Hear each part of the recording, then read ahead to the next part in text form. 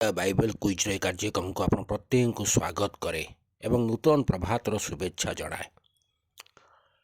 ଆପଣମାନଙ୍କୁ ଜଣାଇବାକୁ ଚାହେଁ ଏ କାର୍ଯ୍ୟକ୍ରମ ପ୍ରଭୁଙ୍କ ଜ୍ଞାନରେ ବୃଦ୍ଧି ପାଇବା ନିମନ୍ତେ ପରିଚାଳନା କରାଯାଉଅଛି। ଅନେକ ଏଥିରେ ଅଂଶୀ ହେଉଛନ୍ତି। ବିଶେଷରେ ଆପଣମାନେ ଅଂଶୀ ହୁଅନ୍ତୁ, ଚ୍ୟାନେଲକୁ ସବସ୍କ୍ରାଇବ୍ କରନ୍ତୁ, ସାନ ସାନ ପିଲାମାନଙ୍କୁ ଅଂଶୀ କରାନ୍ତୁ, ଯାହାଦ୍ୱାରା ସେମାନଙ୍କର ବାଇବେଲ ସମ୍ବନ୍ଧୀୟ ଜ୍ଞାନ ବୃଦ୍ଧି ପାଇବ।